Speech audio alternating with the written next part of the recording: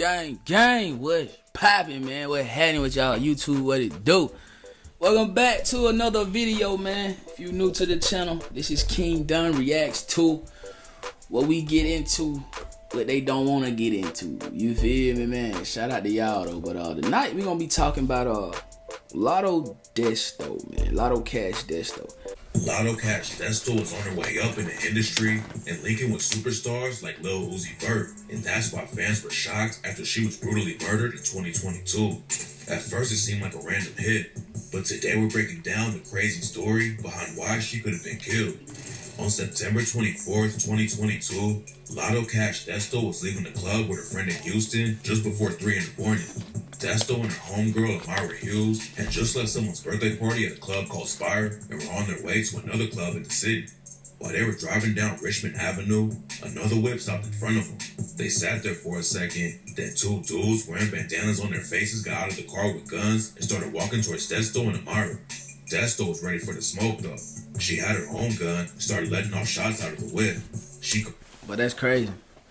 That's crazy work for a female to have her own gun. And I know, okay, in 2024, females can do the same thing that males do. I dig that. But for her to bust back, that's crazy, bro. That's crazy work, bro. No cap. One of the dudes in the stomach, but they busted back and ended up killing her with a shot to the head. Her friend Amara got hit too, but luckily she was able to make it out alive. When the police rode up to the scene after the shooting went down, they found Lotto Cash Desto dead in the driver's seat and Amara next to her bleeding out from a bunch of gunshot wounds. And in front of the whip, they spotted a bunch of shell casings from a rifle and pistol. It's not clear exactly how it all went down, but one of the shooters left his homie bleeding out on the scene. The cops found a dude named Christian Isaiah Williams in the parking lot across the street from where Desto was killed. He had a gunshot in the stomach. That's got to be like a hitman's worst nightmare. To go on a hit and you get shot too. Like, how you explain that to the police? Like, I mean, you got to tell them the truth. I mean, other than you can't say you was there to do a hit, but you gotta say, hey, I tried to kill somebody, bro. And then they shot me. You know, me personally, I probably just went ahead and shot myself in the head. Because either way, you gone, bro. You out of there. You finna go to prison for the rest of your life, bro. So, I'm just being real now. I guess he a better man than I am. Because if I would have went up to her and she would have saw me coming, right? And she would have started blicking back, or blicking, and I would have got hit and my partner left me there, bro, I would have said, you know what, bro? I ain't dying quick enough. I'm bleeding out. But, boom! I was just, you know what I'm saying, just went on and did what I had to do. I ain't going to jail. No, sir, buddy. That's why I don't do stuff to go to jail, because I'm scared of jail. I'm just being honest.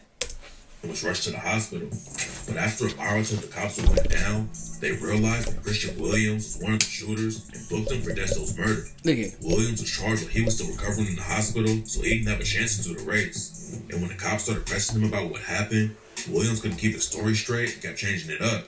Then in April 2023, he probably not like, I don't know, dog. No, I went up to the car. I wanted to ask her for some directions, and she just started, I don't know, dog. Dumbass nigga. Arrested another dude named Jeremiah Smith for the shooting. And this one here, he looked so young, bro. I know they took his manhood. As soon as he got in there, he got that long hair too. They probably dressed him up like a woman, got him in there washing the dishes, washing drawers, all kind of stuff. Look at it. What did Tattoo say?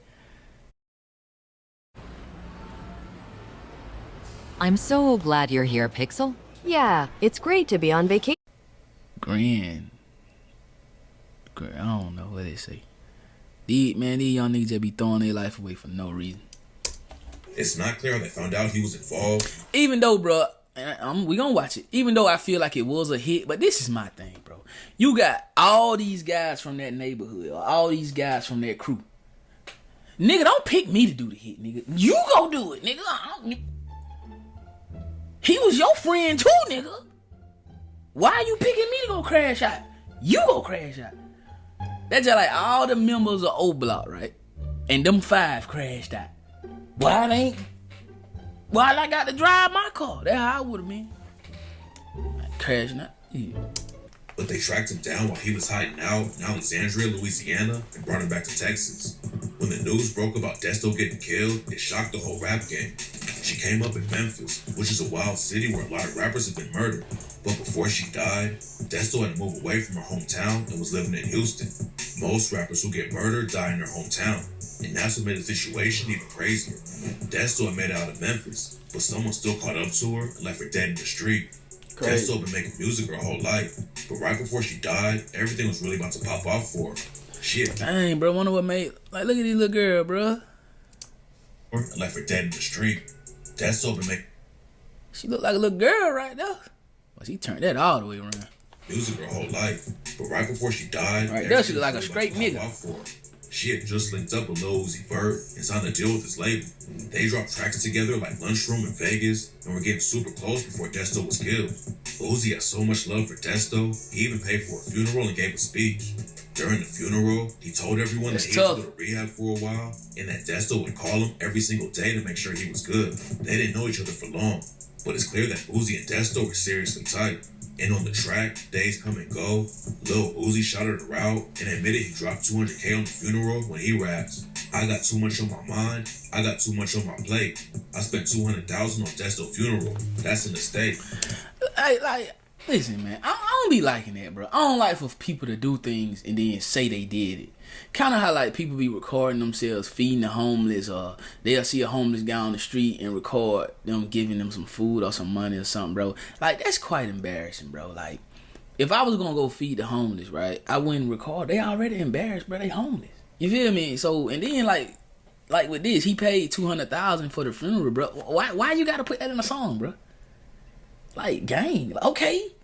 You know what I'm saying, nigga? You know what I mean? Like, if I was her people, I'd be like, bro, why you gotta let the world know you did that, bro? Like, people be wanting clout and shine off of everything, bro.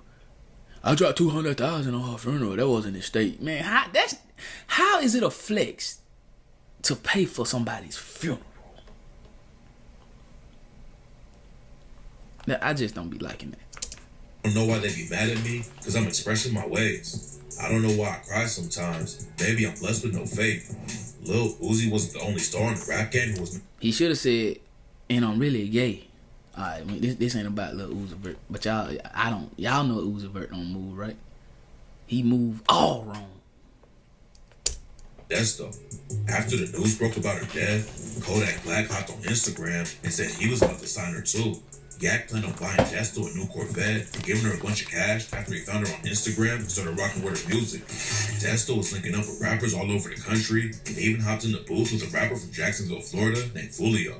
Fulio is one of the hottest rappers in the city, but we gonna break down why some people think working with Fulio got Desto killed.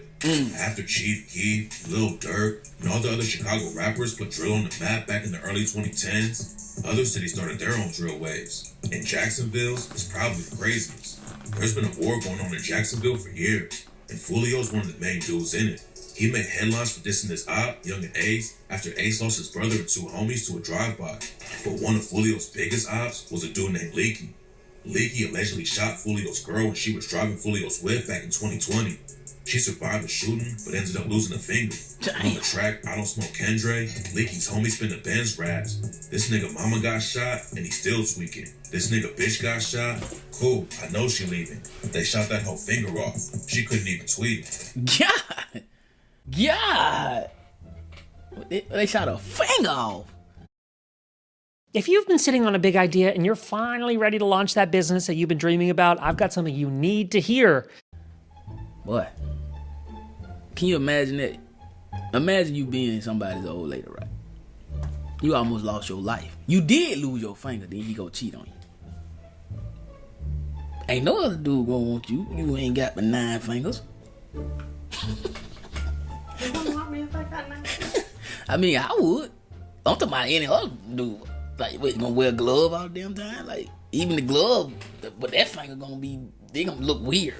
They gonna be like, why y'all ain't got that glove on? I got something I got to tell you. What? I ain't got but 9 fingers. The hell? Let me see. You know, that the first thing black. Let me see. That difference between black people and white. A white person gonna love you. through your faults. They'll love you more. You're like, I ain't got but 9 fingers. They're like, Barbara, I'm so sorry you went through that. You tell a black person that, let me see. We won't see that. That's crazy though. And I can't guarantee you her and Fulio was not together when Fulio died. And she lost a finger for this nigga. Leaky also allegedly killed the rapper and then jumped out Squeeze a few months later. A lot of people say Leaky was one of the most active shooters in Jacksonville, but in September 2020, it all caught up to him and Leaky was killed in a drive-by.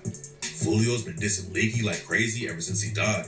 On the track All Gas, he raps, shot my car up twice, then hit my bitch. Now Leaky rest in peace. And on the track Leaky, he said 100K. He should have said rest in peace.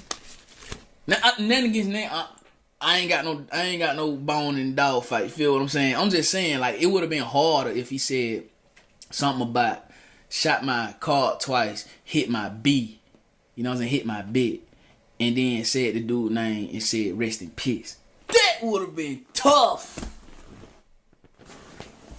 I know. I need to write. I know. Let's shake the room. Sweep and splash, we don't need no broom. They ask me how high I am. I'm Leaky high. I'm to the moon. Fulio has also survived a bunch of crazy shootouts, and the ops have been trying to take him out ever since he was a freshman in high school. Yeah. The first time Fulio got shot was when he was in the 9th grade. Some ops thought he killed one of their homies. So after Fulio got out of school, the ops followed him off the bus and almost killed him. Then in 2020, Fulio's in the same city where Desto died, and the ops caught him again. He was driving down the road in Houston when someone pulled up and started letting off shots, but Fulio made it out alive. Fulio kept the pressure up in the booth and dropped some of the most disrespectful tracks of all time. And in 2021, 2 shooters ambushed him outside of a studio in Jacksonville and dumped 100 shots at him. Fulio busted back and sent them running away, and somehow they only grazed Fulio once in the leg. Then in October 2023, Fulio almost died again, and his mom posted about him getting shot in Jacksonville. Luckily, he survived. And while he was recovering, Fulio went on No Jumper and talked about Lotto Cash Desto. Fulio said Desto messaged him back in 2020, and that's how they first linked up. Desto told Fulio to pull up to the studio because she was a big fan. I got Crate like the end of 2020, so this had to be the beginning of 2020. She wrote me, she was like, man, I want to do a feature, pull up on me. So we pull up to the studio, and she just cheesing. I'm like, the f*** keep smiling for us. She like, man, I'm a big fan of you. I ain't gonna count. I'm from Memphis. They f*** about your shit. Fulio more thought she wanted to turn back into a girl. Hey, she ain't no smiling at Fulio. Fulio like, well, bro, she ain't looking at me like that, bro. She might want to be a girl again. Dang, bro. Sometimes I be thinking like rappers like Fulio, God rest his soul, like, I think they be so down to earth, bro, they don't even understand, like, dawg, you Fulio, bro. You feel me? This and that. And that's when they made the track pop out together. Linking up with Fulio was good for Desto's career, but some people think her verse on the track might have gotten her killed. On the song, Desto raps, I'm with Fulio, Slid, and G, and he got me smoking on Leaky. Why would she say that? I mean, why? Why would you? Come on, man. She didn't involved with the streets of Jacksonville at all, but she dissed Leaky, who had a lot of homies in the trenches. After Desto recorded her verse, Fulio tried to warn her about what she just said, but Desto was still cool with dropping the song. So we do the song and shit, and she said one bar in that bit, and I told her too, I say, you know what you just said, right? Like, you just dissed, like, I'm fuck with type shit. She like, man, it is what it is, man. Fulio didn't want Desto to diss Leaky like that, because he knew it would come. I'm sick to my stomach at how lazy some of y'all are. I can't believe y'all be ignoring the state handing out $5,000 health spend. Problems. Some of us don't want no damn handout. I'm sick to my stomach about you wanting us to want a handout. I get tired of them damn commercials where they be saying it. Talking about the Mexicans getting all these grants. Time for us to get them. Hey, you talking about? End of the day, Fulio said, I said, you know what you just said, right? And even the people on forward, they were like, man, why she did that? Like, she ain't even from Jacksonville. Like, I'm like, shit, that's her. Like, you know what I'm saying? I can't tell nobody what to do, but I tried to stop it. When Lotto Cash Desto ended up getting killed in Houston, a lot of Fulio's ops hopped on social media and started dissing her. Leaky's homie J. Reezy said, now you dead. Wasn't even in your hometown. Should have acted like the gender you are, but you wanted to act like a nigga. Now look at you, fitted casket. Some fans thought the dudes in Jacksonville might be involved and killed Desto for dissing Leaky, but there's nothing actually tying them to her death. J.Breezy even admitted on No Jumper that he could have been a bigger person and never dissed Desto, but he didn't understand why fans were so pressed about him dissing her since Desto dissed his dead homie first. I could have been a bigger person than I said I though. I don't know why everybody mad. Like, there's no point in being mad. If y'all ain't give a when she hopped on the song saying she was smoking my partner, y'all supported that shit. Desto's murder probably doesn't have anything to do with the Fulio situation, but there's a different theory about her death that's related to the shooting of another Memphis rapper and legend. Back in 2021, young Dolph was brutally murdered in his hometown of Memphis while he was picking up cookies from his favorite bakery in the city. Before he died, Dolph had been beefing with Yo Gotti and the CMG label for years.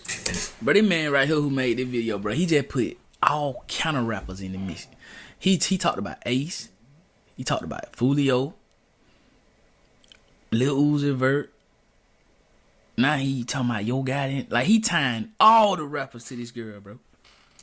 Situation had already led to a couple of shootings. So when Dolph died, rumors were flying from the jump that Yo Gotti and his crew were behind the hit. But when the cops started making arrests, the whole case got a lot more complicated. In 2022, they booked the alleged shooters and a dude who helped them get away. But at the time, nobody knew why they wanted to kill Dolph and crashed out in broad daylight like that. Then a few months later, the news broke that the police booked Lotto Cash Desto's dad, Hernandez Govan, for plotting the whole thing. Hernandez Govan was a major player in the streets of Memphis and had ties to a lot of people, including Yo Gotti and his brother Big Jew. When Desto was killed, Govan hadn't been arrested yet, and he hopped on Facebook and said, "I think I cursed you, Destiny, with my lifestyle. I apologize, baby." Then just a couple months left. Dang. So maybe he thought that would get back for Dolph then if he tweeted that. So basically, they don't know who killed this girl. Like, it was so much going on, they just don't know. The streets know. How much you want to bet? Govan was officially arrested for planning the hit on young Dolph. Rumors say that Dolph's homies knew Govan was involved before anyone else, and they took out Desto to get revenge. Plus, before she left Memphis, Desto linked up in the studio with a rapper named J Money. J Money was part of a crew called Trula Mafia and had a big name in the streets. Young Dolph was also cool with J Money back in the day and had ties to Trula Mafia through him. But that all changed when J Money was murdered in 2016. His death split the crew up, some Trula Mafia members went their own way and started a set called Double R. Young Dolph fell out with Trula Mafia, and rumors say they were involved with his death. So after Trula allegedly killed... It's crazy how these guys, they come up with all these cliques, all these crews to do illegal stuff, bro. Like, why not come up with you a LLC, man? You know what I mean? And try to get some real money out of life. They just sit around and, hey, bro, we really like that. We really like that in the street. Ain't nobody effing with us, bro. We real steppers, man. Hey, let's call ourselves S.O.T. Bro, what that mean, bro? Step on them. Like, bro, y'all, bro. It's crazy, bro. It's crazy because they be having creative minds, bro, but it be in the wrong way, the wrong light, and then all of them want to be rappers. Double R allegedly got active and started sliding on anyone affiliated with Trula, including Lotto Cash Desto. A rapper named Bandman Kevo knew Desto and said that the dudes who killed her might have wanted to get at her dad Govan instead. But since they couldn't catch him, they decided to kill her. Bandman Kevo said that Desto was a real hustler and definitely on her way up in the industry. But some people claim Desto might have been killed over some other situations she had in the streets. According to reports, Desto had some arrests back in the day for assault. It looked like she was really focused on making it in the rap game right before she died. But sources online say she was known for robbing people, and that's what ended up getting her killed. Crunchy Black is an OG rapper from Memphis who was part of 3 6 Mafia. He has connections all over the city. Now you talking about Country Black. But the girl tied in with all the rapping ones. And knows almost everyone in Memphis. And Crunchy Black said that Desto was definitely getting money. In his interview with Vlad TV, DJ Vlad brought up how Desto was on the way up in the industry. And Crunchy told him she was getting money anyways. It's just sad, man, especially a female with, potential. Seemed like she was kind of getting a buzz up, and you had a huge artist that was co-signing. Yeah, right. She was gonna be on her way, but I heard she was getting money anyway. What makes the situation even more tragic about her death is that Lotto Cash Desto was really trying to help other artists making it in the industry too. A rapper and producer from Blytheville named Kusho Guap had been working with Desto for years. They never got the chance to meet in person, but Kusho Guap was always sending her beats, and they linked up for the track Bricks and Sticks all the way back in 2018.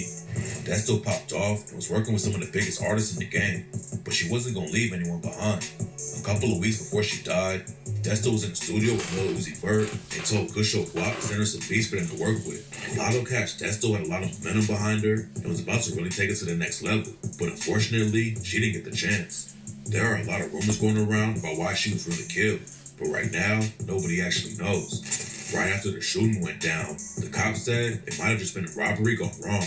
Desto was known for flashing cash all over social media, and the police thought maybe someone spotted her and just tried to hit an easy lick because they knew she'd probably have a lot of money on her. It's not clear what really went down yet, but tap in for updates because new info can come out any day.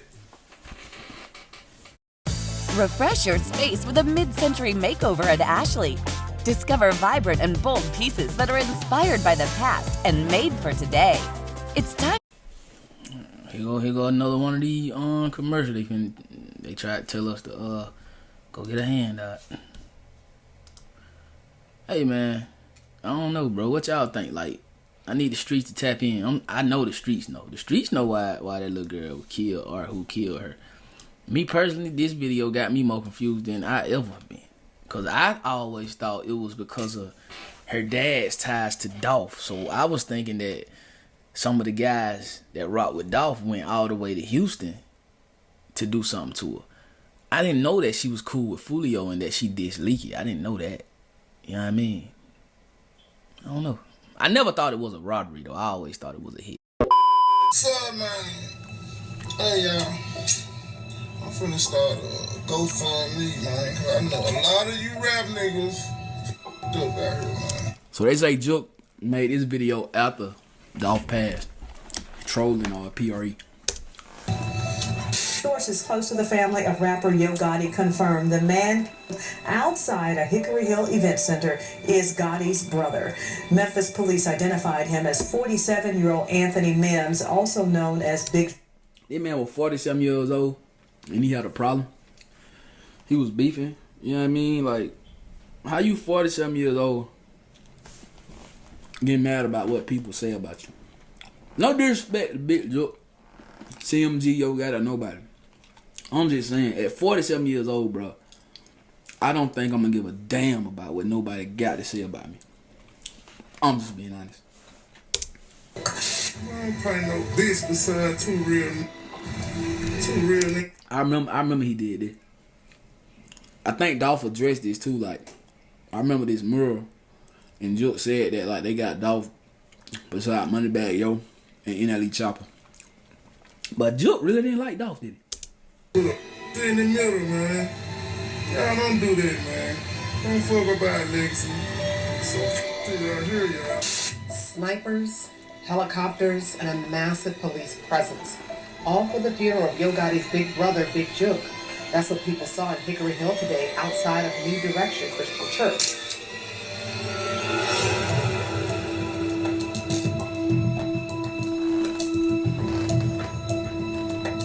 One afternoon in the middle of January 2024, Anthony Mims, known publicly as Big Jook and as world-famous Memphis rapper Yo Gotti's older brother, sat in his car after an emotional tolling farewell service where he and his friends and family members mourned the passing of Jook and Yo Gotti's dear uncle, Eric Bolvin, who had passed away earlier that month.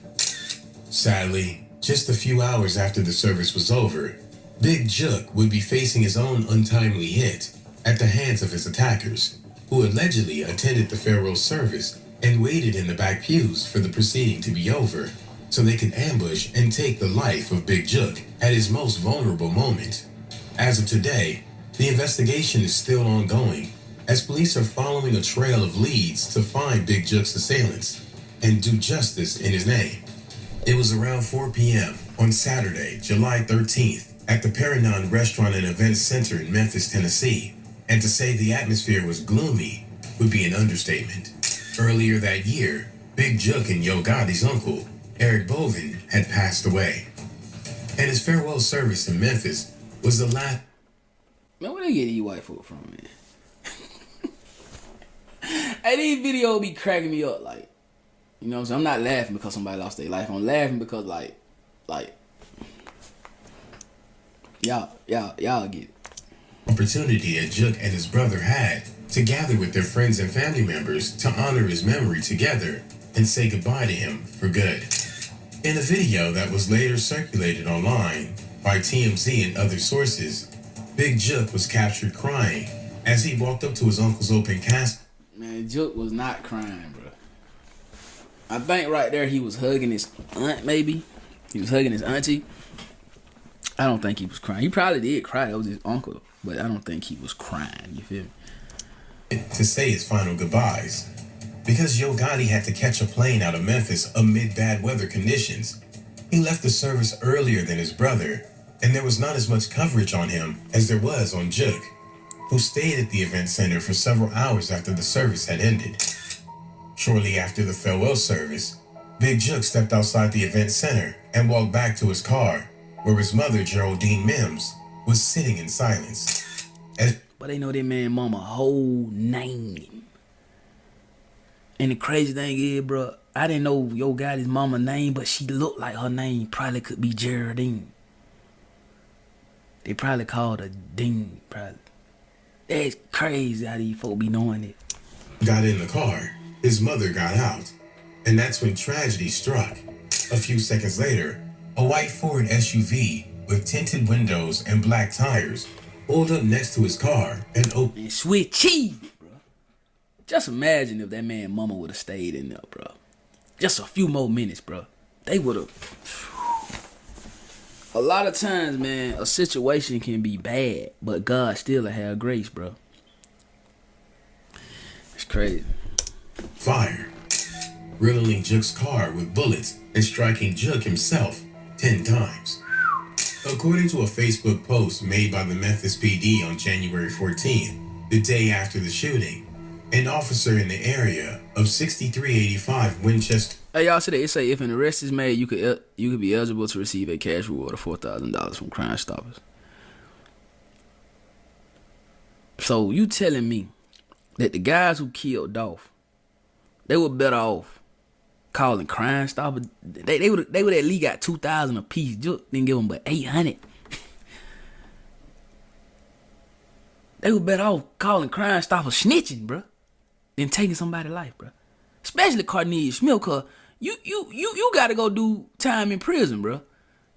You would have had at least 2,000 snitching, all four, cause you snitched anyway. Dumbass nigga. Back to this Jook situation though. Road at around 4:50.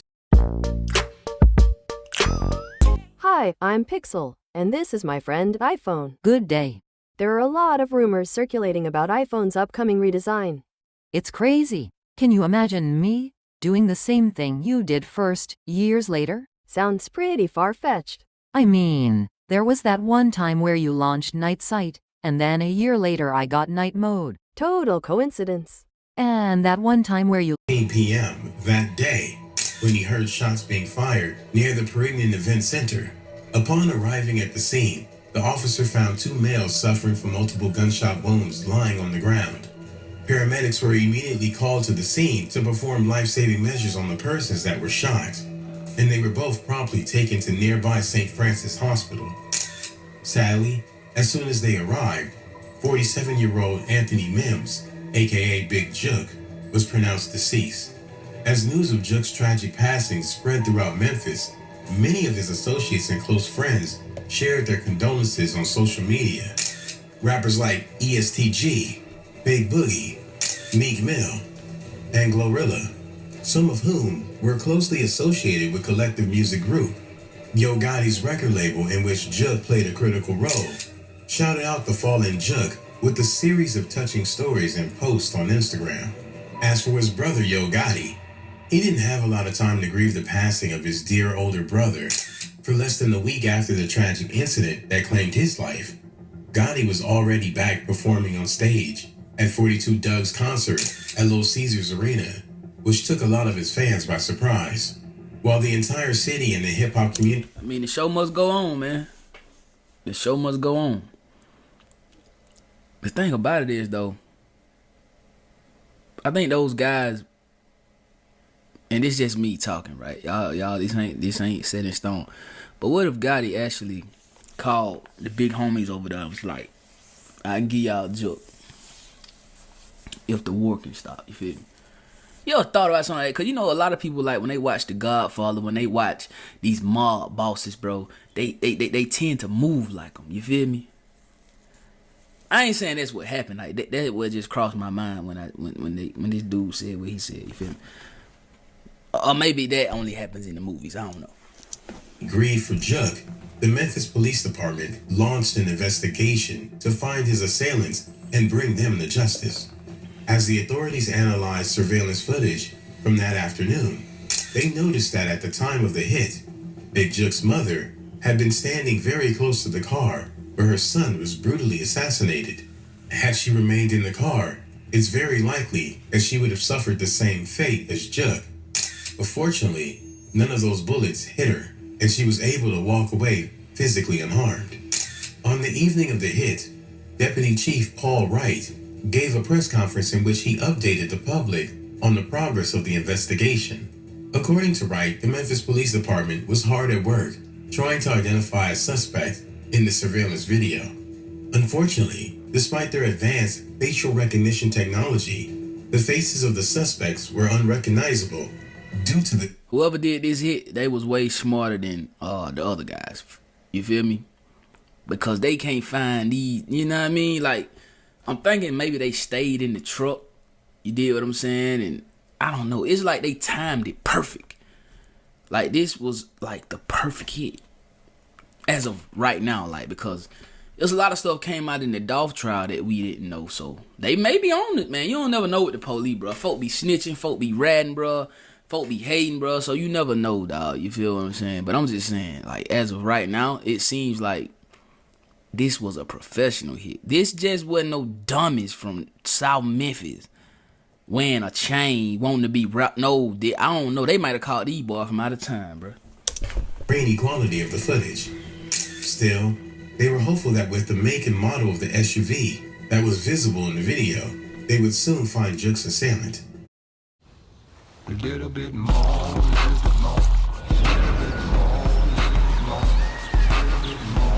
Steam a whole lot more than just whole milk. Disturbingly, just hours after the investigation began, many sources who had been close to Juck... What's up, guys? We're gonna hop into the store. I've been hunting for this card everywhere. Hopefully I can find it. If not, my homie's still at this thing called Whatnot. See if we can find it there. Unfortunately... During his final moments, claimed that the suspects who had carried out his hit had also been present at Eric Boven's funeral. As per their statements, the assailants sat there the entire service in the back pews of the event center. And minutes before it ended, they stepped out into the parking lot to wait for Big Juck to exit so they could ambush. I don't think that's true. I don't think that's true. Like, how can they sit in the back of the church and don't nobody know who they are, bro? Don't get me wrong. I think Mr. Boven was like that. Like, he was a big kingpin from Memphis. So I'm pretty sure all the G's, all the gangsters, you know what I mean, were present at his funeral. Probably guys that didn't like Juck, guys Juck didn't like. You know what I'm saying? I'm pretty sure Daddy-O probably went to the funeral. If you don't know, Daddy-O was like a big homie over there in P.R.E.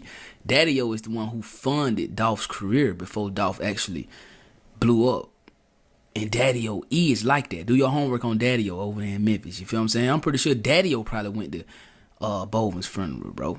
And I ain't trying to be policing. I don't want the police to go looking into Daddy-O. I'm just saying, like, I don't think that's true. And plus, I don't even think Juck was killed at the funeral or outside of the funeral. I think it was like at the repast. Like, you know, like in the black community, I don't know about any other community, but we have a repast. Like after the funeral, it's crazy now. And it may be a tad bit weird, but after the funeral, right, we like to go sit down and eat and talk. Like, I don't understand it, but that's what we do. You feel me? Him in his car. Although this version of the event was not captured by surveillance videos, The authorities are still hopeful that the new leads will continue to be uncovered during the investigation.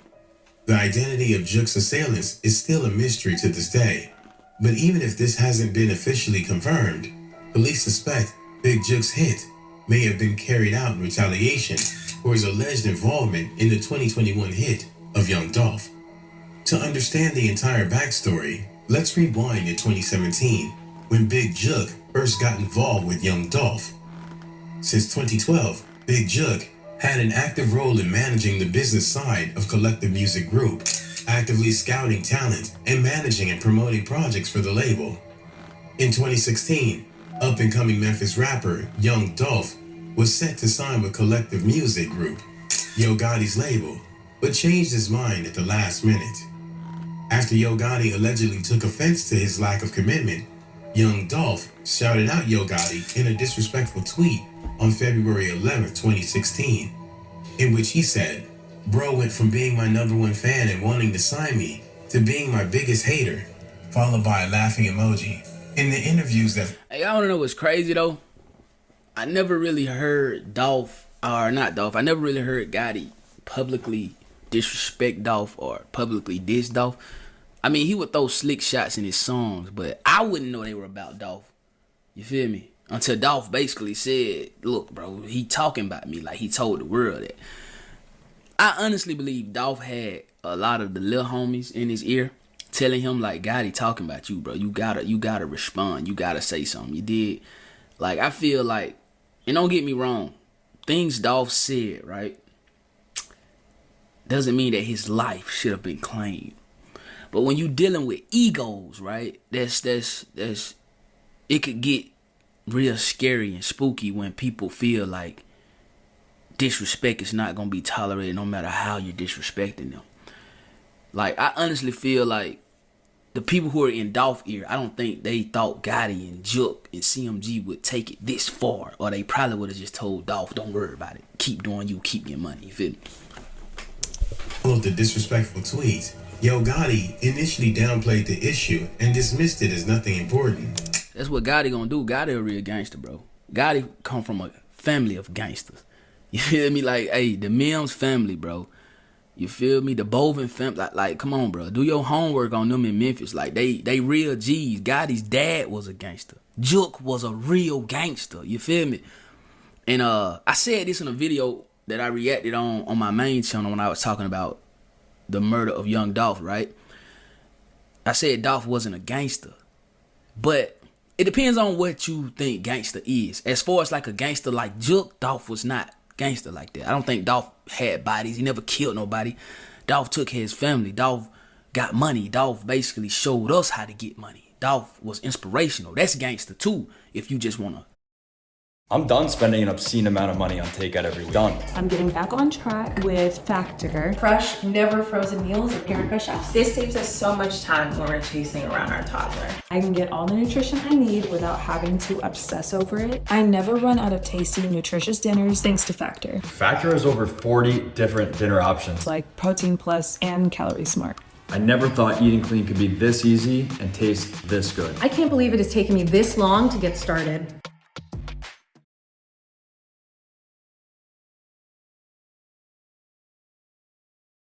Shop your new mattress your way at Ashley. Browse our wide selection online from the comfort of your home, or come in and see what feels good at one of our conveniently located stores. Shop Ashley in-store or online today.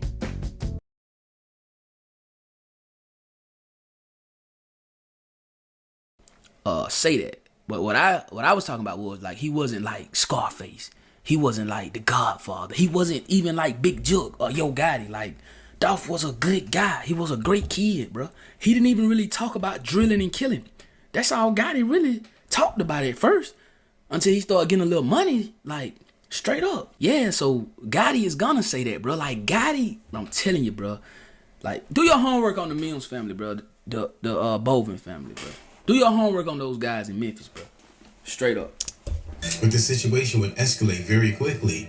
Soon after that, when Black Youngster, another up-and-coming rapper associated with Collective Music Group, uploaded a video of him and his crew walking around Young Dolph's neighborhood in Memphis.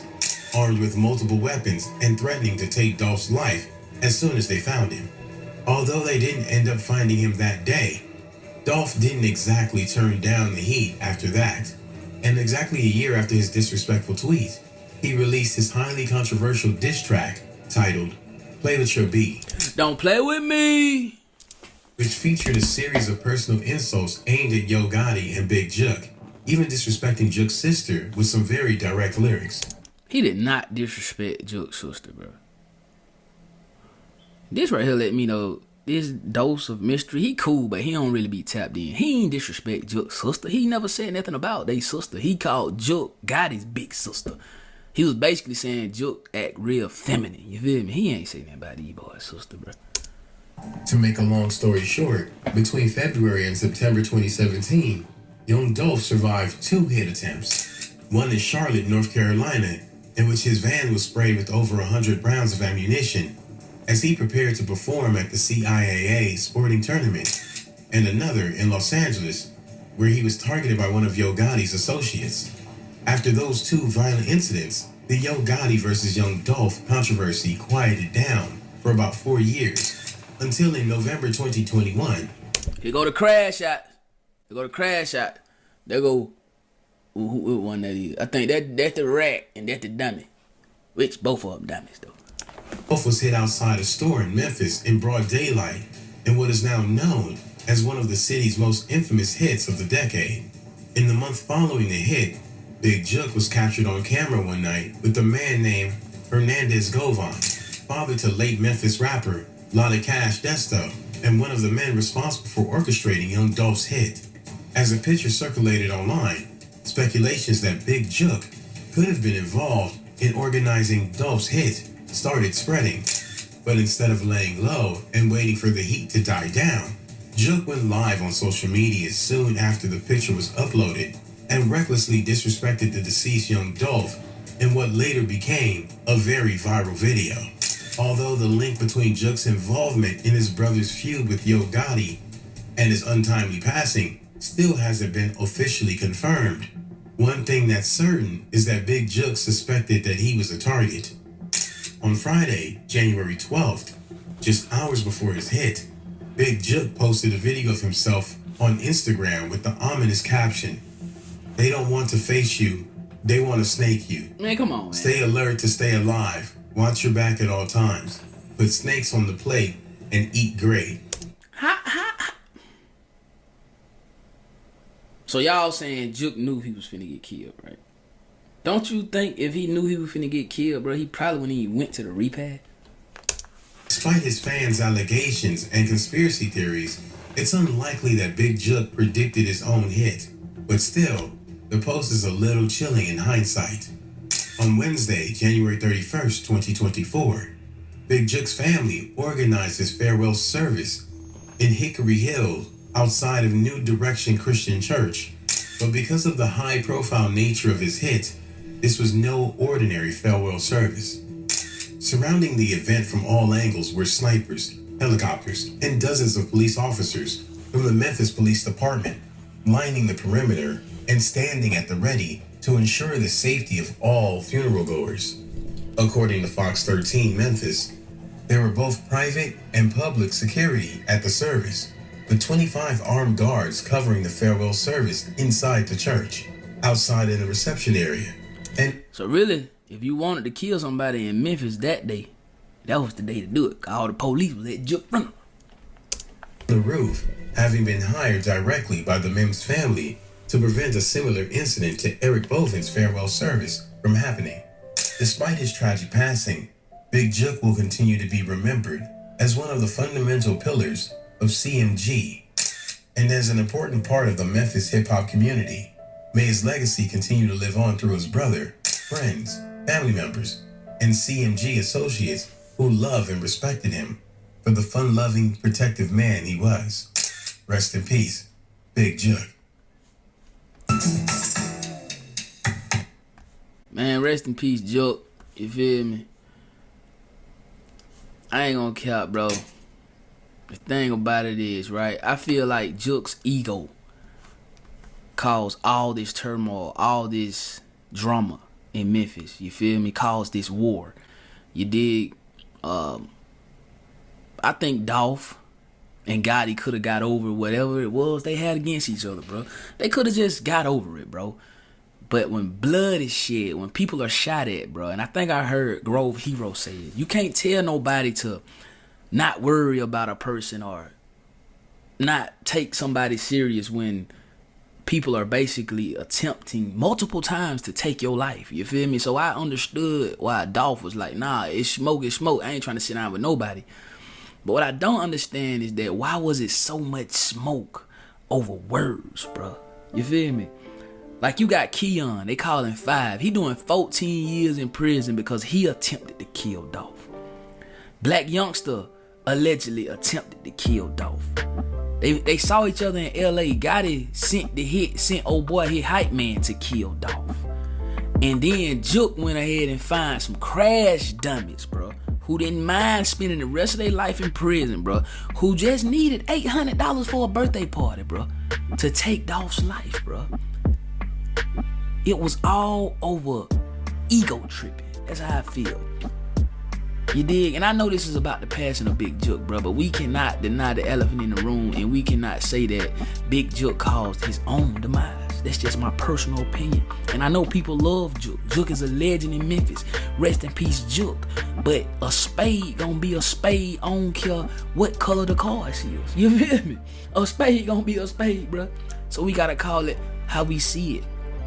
The fact that Big Juke put 100K on Dolph's head, and the fact that they carried out with it, the fact that Juke could have basically told Gotti, man, you and Dolph, leave that alone, bro. We Memphis, bro. We need to come together. It's so much that could have been said because Juke is a legend. Juke is a big homie. Juke could have did all that. Gotti would have listened to Juke, bro. Y'all heard Dolph. Dolph say he used to rock with Juke, so Dolph would have listened to Juke. But instead of that, Juke let his ego. He like, we the Mills family. We CMG. We run the city. How dare you disrespect us in a song? How dare you talk trash about us, bro? Like we ain't that, so I gotta show you we that. And that caused his demise. You feel me? But anyway, man, rest in peace, Juke. You feel me? Them boys taking Juke out, that ain't gonna bring Flipper back. It probably made them feel a little bit better. But like I said, I don't think this hit was just an ordinary hit. I don't think this was them boys from over there in Cascade, and I don't think this was P.R.E. I think these were professionals, bro. I think somebody got hired professionally to go and eliminate Big Juke. I ain't capping. For a killer is topping the 10 after a man is found shot at Orange Mound. Man once named as a person of interest in young Dolph's murder has now also been killed. Family members confirmed Joshua Taylor was found shot and killed at Orange Mound yesterday afternoon, leaving that community on edge as they worry who might be next. Brethren shared these photos of Joshua Taylor, the father of 2, the latest victim of gun violence in Memphis. MPD says the investigation is ongoing, refusing to answer any. Shout out to my lady, man. She done piped up for the kid, and she got me fried, cuz she knew. I don't know how she knew, bro. But like, and we're gonna get back to the video, but like, it's a wonderful thing when you can have a woman who know you, bro. Because I did not have a taste for no grilled chicken, but she asked me what I wanted, and I said a salad, and she got me fried, and that's very dope because I did not want grilled. W's in the chat for corner, bro. About the case, or whether it has any link to Memphis rapper Young Dolph.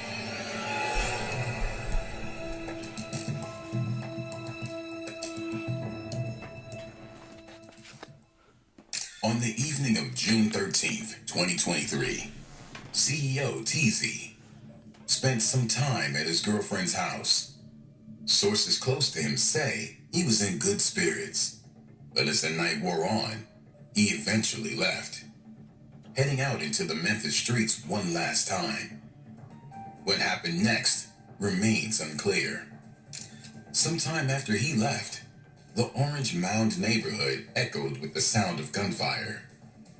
Word on the street is that when the bullets started flying, TZ was firing back.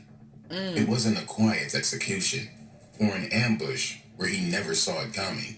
Okay. It was a full-blown shootout. But from the reports that I'm getting, right after he left his child's mother's house, he got into a shootout. A full-fledged shootout. It wasn't like they just ran up on Teasy and just gunned him up and all that other type of stuff. Because anybody that know Teasy, anybody that know, about him and how he get down, that he kept that pole on him. Like it wasn't, like I always say, like you get up in the morning, put your drawers on, he grabbing his drawers and his pistol at the same time. But despite the chaos, when it was over, no one called the police because no one even realized he was deceased. According to witnesses, Teasy drove away from the scene. No reports came in about a homicide that night because as far as anyone knew, he had survived. He had managed to escape, but sometime after that, everything went silent. The following day, June 14th, at approximately 12:56 p.m., Memphis police received a man-down call and responded to the intersection of Spotwood Avenue and Buntine Street. There, they discovered the body of Joshua Taylor, known in the rap community as CEO Teasy, inside a vehicle. He had sustained multiple gunshot wounds and was pronounced deceased at the scene. He hadn't made it out after all. WREG's Shay Arthur is live this evening after spending the night working to learn more about this case. And Shay, what do you know? Hey, Greg. Well, people I talked to there in the neighborhood believe that man was actually last night, but his body was not discovered until this afternoon around 1 o'clock. The passing of CEO Teasy sparked a mix of reactions across social media and the Memphis rap community. While many focused on the controversy surrounding his name, others mourned his passing and sought to honor his memory. Unlike the passing of more prominent rappers, the public tributes to CEO Teasy were relatively limited. But those who did speak out painted a different picture of the man. What is she?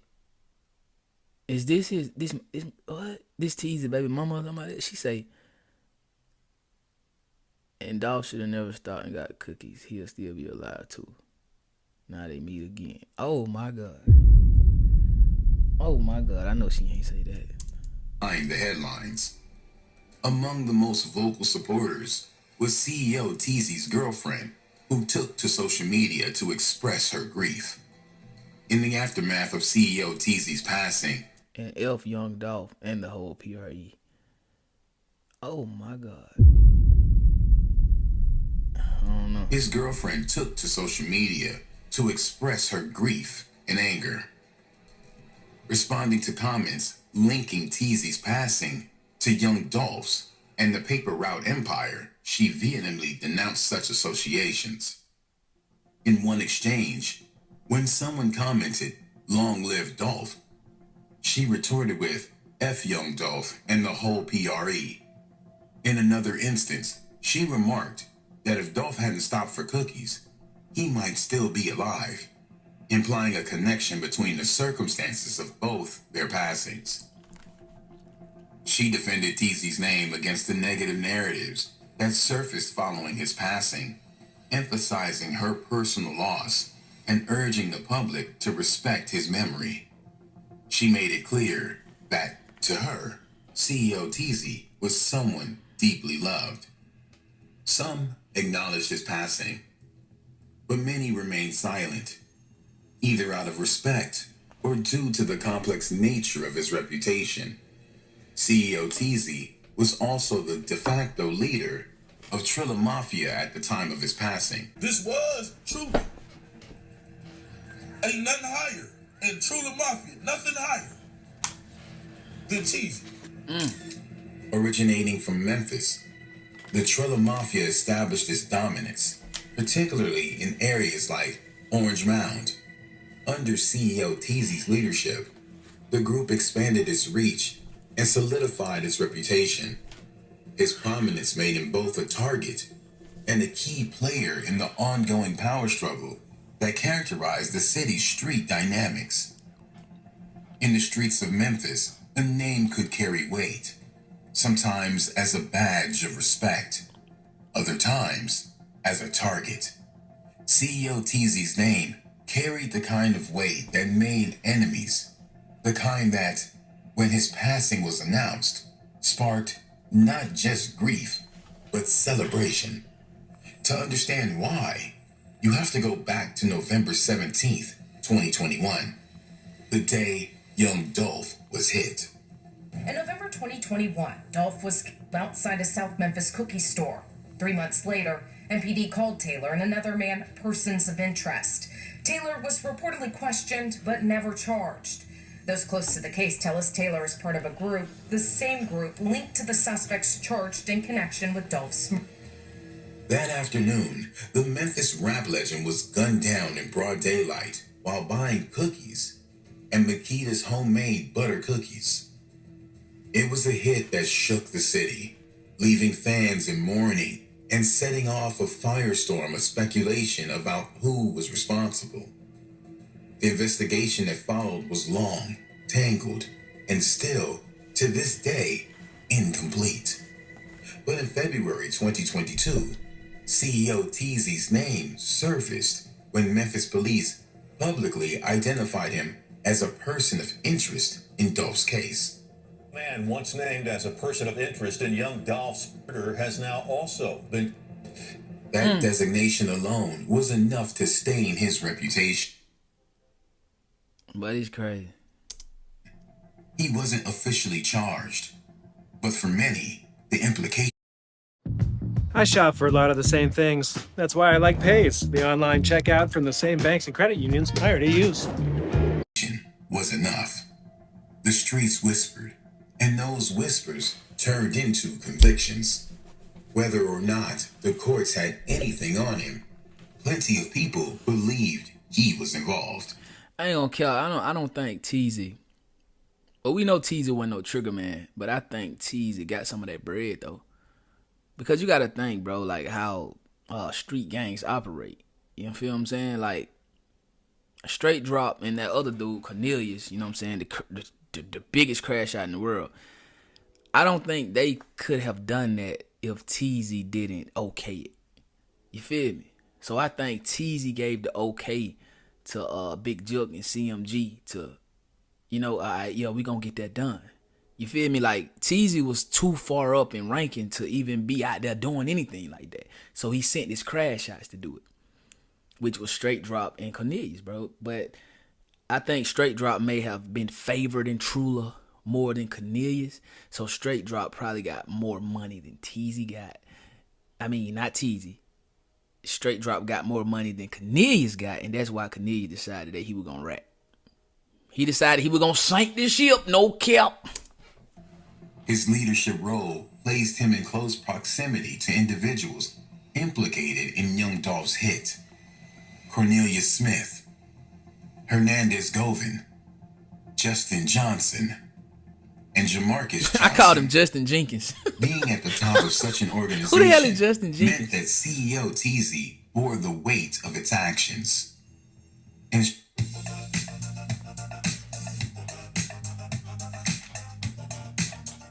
street dynamics, the leader often holds responsibility for the deeds of their affiliates. This perspective suggests that any significant move by the Trilla Mafia, especially one as consequential as the assassination of a high-profile figure like young Dolph, would be attributed to TZ's directive or approval. Facts. It's true that there's no structure, but there is something called loose structure. For something that big to go down, you think Justin Johnson could just get paid to do it? No. Facts. TZ had to know about it. TZ had to be involved in it. TZ got some of that Hence bread. why he's charged. He's not charged as a shooter. So at the end of the day, TZ picked the crash getting TZ out the way is worth more than even getting the actual out the way. Facts. From the standpoint of young Dolph's associates and shout out to King Act, man. King AK. Shout out to him. Seeking retribution wouldn't stop at those who physically carried out the act. The belief that CEO TZ, as the leader of the Trilla Mafia, sanctioned or orchestrated the attack on Dolph, positioned him as the ultimate target for vengeance. On top of that, CEO TZ had other legal troubles looming over him. At the time of his passing, there were outstanding warrants for his arrest, including charges of property theft valued between $10,000 and $60,000, as well as possession of a prohibited weapon. So when news broke that he had been shot and is deceased, the reaction wasn't unanimous sorrow. In some corners, it was vindication. The streets of Memphis buzzed with whispers and theories following the passing of CEO TZ. Many believed his hit was a direct retaliation by young Dolph's associates, known as Paper Route Empire, seeking vengeance for Dolph's untimely passing. These speculations were fueled by social media chatter and local discussions painting a picture of street justice served. In the aftermath of CEO TZ's passing, social media platforms were rife with theories about P.R.E's involvement. Users on platforms like Twitter and Reddit suggest that his hit was a calculated move by Dolph's camp to avenge their fallen leader. Comments such as, "They really out here sliding for young Dolph," encapsulated the prevailing sentiment that TZ's passing was retribution for his alleged role in Dolph's hit. Local news outlets initially echoed these rumors, with some reports insinuating P.R.E's involvement in TZ's passing. However, as the investigation progressed, these claims lacked concrete evidence. One notable instance involved a Fox 13 news segment where the reporter suggested that P.R.E was behind TZ's hit. What? Following backlash and the absence of substantiating proof, the station issued a retraction, clarifying that there were no verified... So the news station trying to, they putting themselves in street business. They had to backtrack though, even though they probably were right, straight up. Between P.R.E and the incident. Man, Memphis out of control. Now you got the rumors speculating, oh, it wasn't about Dolph. Man, listen, man, that news station ain't make no mistake. Facts. They came out and tried to clear it up. They ain't make no mistake. Facts, they did. The streets is talking. For sure.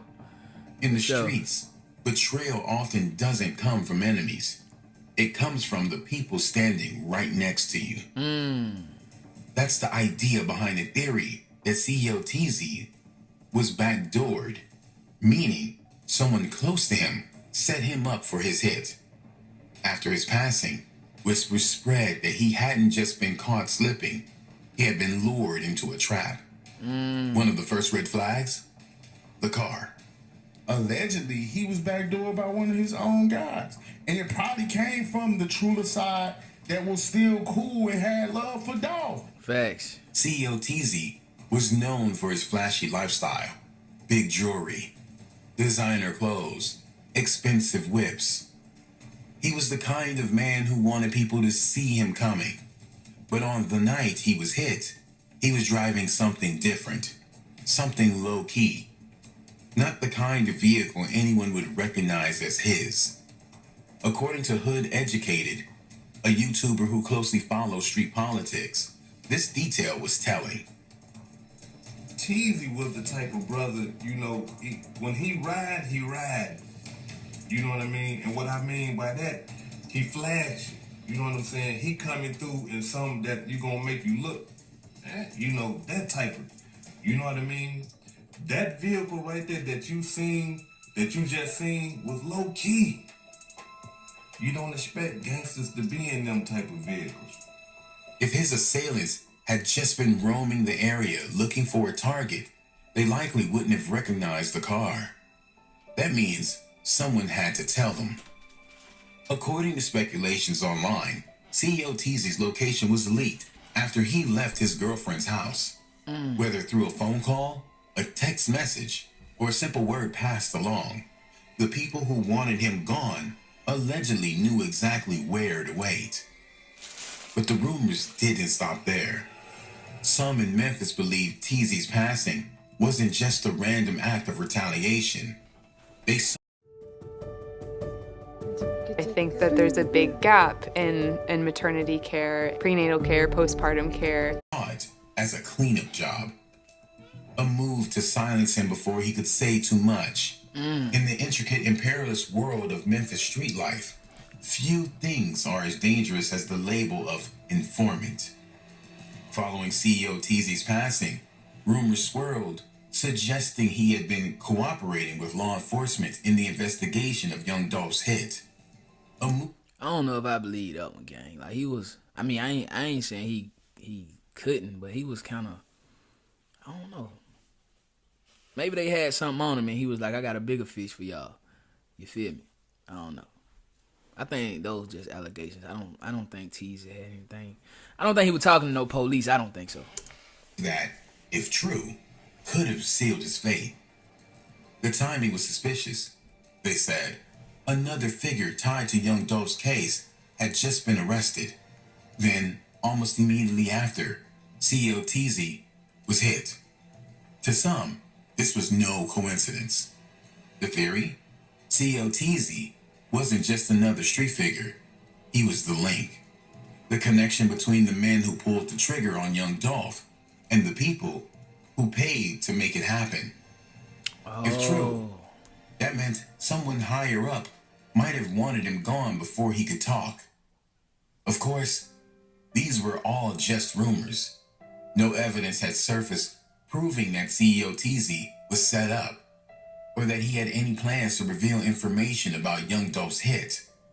But the streets talked, and in Memphis, those whispers carried weight. The circumstances surrounding CEO Teezy's passing have led to various speculations, but law enforcement has not confirmed any motives or connections to other cases. The investigation is ongoing, and authorities are urging anyone with information to come forward. Rest in peace, CEO Teezy. Man, the crazy thing about all these mobs is that I can think of, young Dolph tried so hard for his record label not to be considered like a gang. You feel me? Like, he tried so hard to just keep it business. Even like the artists that he signed, bro, like, he didn't want them out there gang banging, or he didn't want them doing certain things, so he tried so hard to get them out the streets. Like, one of the biggest gang bangers, I think, who was signed to Dolph was like Big Moochie Grape. Like, Dolph bought Big Moochie a Lamborghini. I'm pretty sure Dolph probably got him somewhere to stay outside of Memphis because he didn't want P.R.E tied to the gang stuff. So it's crazy to know that now that Dolph is gone, like, they a gang. You feel what I'm saying? Like, Paper Route Empire is a gang, bro. They sliding, bro. And they sliding on everybody who they feel like disrespected Dolph or had anything to do with young Dolph's demise. I'm gonna tell y'all when I knew P.R.E was gonna slide for Dolph, bro. When the comedian came out and he like made a little jokey joke about Dolph getting some cookies or something. Next thing you know, he was deceased. I was like, oh, they sliding, bro. And they sliding on any and everybody. Like, they like, I think for P.R.E, bro, sliding made them feel good. You feel me? Like, they, like, because they wanted to do it anyway. You gotta understand who young Dolph had around him, bro. First of all, young Dolph main partner, Daddy-O. Daddy-O was a street guy. You feel me? Now, I don't really think Dolph was tied into the street like that. He may have dipped and dabbed, like he said, with the marijuana, you feel me? But Daddy-O was a real street guy. Daddy-O was a big joke. You feel me? Daddy-O was he was like that. Craig Pettis. You feel me? Daddy-O, and I ain't saying he had rank like Craig or Jook. You feel me? I'm just saying, like, when in Memphis, Tennessee, Daddy-O's name hold weight when it came to the streets. So it wouldn't have been nothing for Dolph to go to war with CMG and Gotti, bro. You feel me? Just like Gotti had crash shots, Dolph had crash shots, bro. But Dolph wanted a better way for his crash shots. See, Gotti ain't killing that about Keon and the rest of them boys crashing out on Dolph, Black Youngster. Gotti was all about respect. You feel me? So if Gotti felt disrespected, he didn't care who crashed out. Go do it. Go crash out. Just keep me out of it. But Dolph, he wanted respect, but he also didn't want his young guys to be out here doing street stuff because he felt like they had worked too hard to even be in the mix of all that. You feel me? So to see P.R.E now being affiliated with gang activity is crazy, because that's what Young Dolph, like, he ain't want that for his label, bro. But hey, they took the king, man, you know what I'm saying? And consequences come with taking the king, bro. You feel me? And somebody is sliding. And they slide on anybody who they feel like had ties to Young Dolph being demised. You feel me? You know we got the streets, nigga. We got the trap too.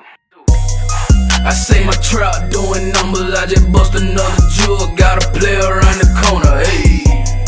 I say my trap doing numbers like that 05 summer, got a quarter pound.